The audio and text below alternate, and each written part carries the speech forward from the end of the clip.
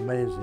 You know, in 23 years of coaching, he's the best teammate I've ever been around. And to say that about an 18-year-old young man that is as talented and has had the success that he's had at such an early age, yet he remains so humble and so willing to work and get better. I don't want to be remembered as a legend,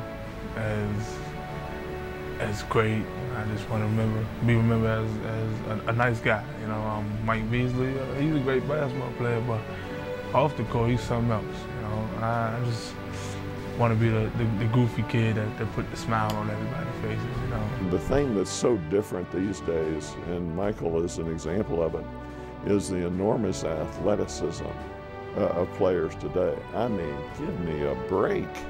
Where these guys get the quickness and the explosiveness, etc. And the whole game has really changed. Every day he'd come back and do something to show you what a special person he is. You know, whether it be his interaction with people in this community, whether it be how giving he was to his teammates on the floor in practice.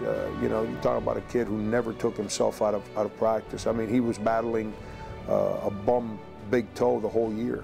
You know, he never once came in and said, man, I can't practice today. You know, it's he'd come in and deal with it and not just get through it, but excel and compete at a high level of practice. And he understood the responsibility that it takes to be the best player on a good team. I mean, a lot of people can be a good player on a bad team. He wanted to be the best player on a good team, and that's a big role to take, especially as an 18-year-old. And but he was willing to embrace that. Coach used to tell me sometimes, Mike, you got to get some rest. You can't be in the gym. You know, that's kind of sort of where I got my latest nickname. You know, LO, lights out. I'm just in the gym to the lights out. If you work hard as I do, it just look easy. You know, in the gym to 2 in the morning. Sometimes I sleep in the gym and go to class from the gym the next day. To be the reason why we can line up and beat KU at home, something that hadn't happened in 24 years. For him to accept all that responsibility and then go out and do it, you know, shows the kind of person and player that he is. It was so important to the people in the community.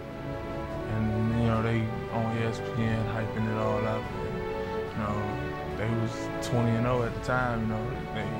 I guess they felt like they couldn't be beat. So me and the guys, you know, got together, talked it over. We practiced hard all week, you know, and I think that was probably the most intense week of practice we had all year.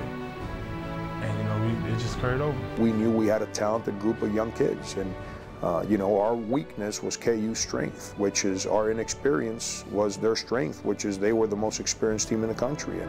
But, you know, we also felt that if we did certain things and played a certain way, that we can create some problems for them. And, you know, to our kids' credit, all those young kids and even the upperclassmen, they believed from that first day of practice that we were going to win that game. Jake got off the bench and just couldn't miss. I mean, everything he was doing was just so right, you know, from every little step he took, every pass he made, you know, every shot, every fast break he started, you know, he was tremendous, you know, and you've seen spurts of that throughout the year. You know, Jake was a special player. It just took a big game like that to bring it out of him. As soon as that horn sounded, you know, I was over there thanking Bill Self, you know, and as soon as I did that, I just kept walking towards the locker room, and I got in the locker room and I was alone. And I didn't understand why it was taking so long, but, you know, eventually the players all got in there and we talked about, you know, the things that we talk about after every game, and then when I came back outside, I just was amazed. I still couldn't believe just the thousands of people that were still there, and you know, watching 10-year-old kids and 70-year-old grown folks both crying and tears of joy, you know, tears of excitement, and that's when it hit me. That's the first time that I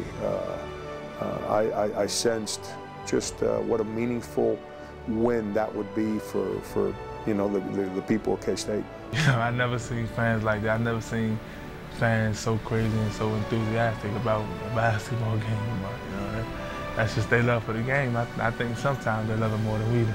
I don't think you can go anywhere in the country and get as much love as you do here. Manhattan, Kansas, you know, it's just helped me grow, you know, helped me realize what I have to do to be successful, not just in basketball, but in life. You know, helped me better to be responsible. I couldn't give enough thanks for that.